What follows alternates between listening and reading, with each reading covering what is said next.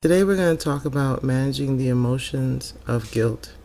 When we look at the spectrum of grief and how many different types of emotions that we can go through and experience while you're dealing with grief, guilt is one of the strongest emotions in the grieving process, because when we feel guilty, we can get stuck in our grieving process. Guilt is something that is normally resolved by talking to the other person and whom we feel that we've wronged or we haven't done enough for or didn't do what we were supposed to do. Normally, when we feel guilty, we go to that person and we let them know what it is that we feel bad about.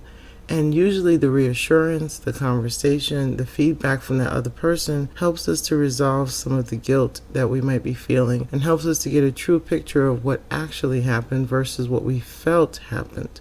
But the problem with grief is that there is no one to go to, because we would normally go to our loved one and resolve that and hear that they accept our apologies, or hear that they love us, or that they didn't experience that the way we thought they had experienced a certain situation. When we're grieving, we have no ability to resolve that from the person directly that we're feeling that we did not do enough for. And so therefore it makes it difficult when you have the emotion of guilt on top of the experience of grief. Some of the things that we think about when we're dealing with feelings of guilt, and how you'll know you're dealing with feelings of guilt, is if you find yourself saying, if I only did this, I wish I wouldn't have done that.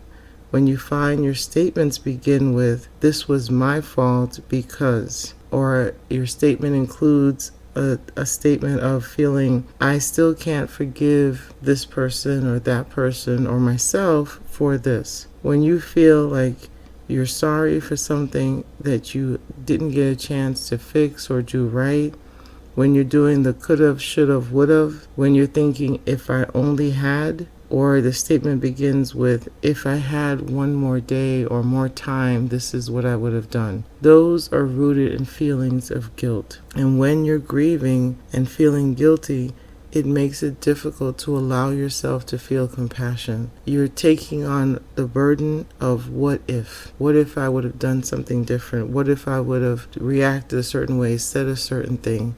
And you're trying to change the past, but you're currently in the present with the inability to affect the past. And so therefore, if we stay with our feelings of guilt, we really stay in a loop, and that loop makes it difficult to move through the other emotions of grief and to move through the process of grief. Those feelings of guilt keep us stuck in that one scenario, the what if scenario. The what if scenario that we're not sure would not necessarily turned out the way that we wanted, but somehow we hang our beliefs and our hopes that this would have been a changing factor. This would have been a moment that would have changed our relationship, or a moment of healing, or a moment of showing up in a way that we wanted to show up. And so it's important that we deal with the feelings of guilt and we extend to ourselves grace. That means we may not feel like we deserve it, but we extend ourselves that grace, that we're not perfect, that we are imperfect human beings, and that we are trying to do our best at life, at love, at relationships. And because of that, we are going to make mistakes. But the fact that that guilt is showing up, it's showing up because the person that you loved, that you cared for, you wanted to do your best for them, and you felt that in some way you came up short of doing your best. But we have to also extend not only grace, but compassion. Compassion that says that our loved one loved us so much that we would have been given that forgiveness, we would have been given the ability to make the mistake and bounce back up from them, and to hold ourselves in a place of guilt, locked up unable to truly grieve, unable to. The problem with guilt is that it also prevents you from truly remembering and loving your loved one, from truly being able to have the positive memories, because you're so focused on what you didn't do. So now you can't look and go through the catalog of memories of all the things that you did do, of all the great experiences, of all the good memories, of all the times that have outweighed the one mistake, the one forgotten thing, the thing that you felt that you didn't do enough of, or you didn't do quick enough, or you didn't get a chance to say you were sorry about. You didn't get a chance to make up for that. But what about all the other wonderful times? What about all the relationships? What about the deep memories that you have that you're not able to savor, to enjoy, that you're not able to laugh at the good times because you're stuck in that moment, in that question, in that doubt, in the sense of guilt? Guilt comes to rob you a second time. You've already had the biggest loss with losing your loved one. We don't want to begin to entertain more loss by looking at all the things that we didn't do, all the things that we could have done, all the things that we should have done. We want to entertain love. We entertain love by allowing forgiveness, by allowing grace, by allowing compassion to come into our heart, in our lives, and in the grieving process. In the grieving process, we want to increase as many of the positive emotions as we can. Positive emotions of love and grace and compassion, understanding and empathy towards ourselves and towards others. Because the weight of grief is so heavy, we want to make sure on the other side of that scale, we include the weight of the beautiful emotions that help us to deal with the difficult ones.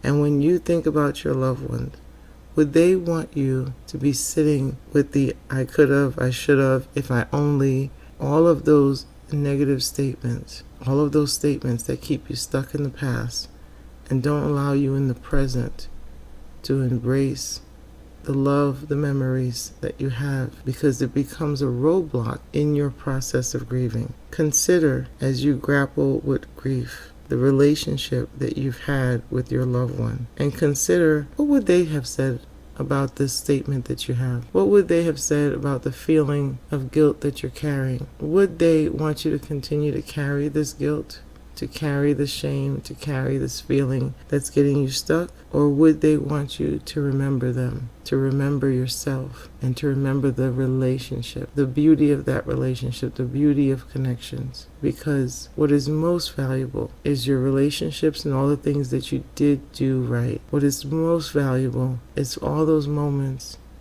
that you smiled, you laughed, you grew together, you enjoyed each other's experience.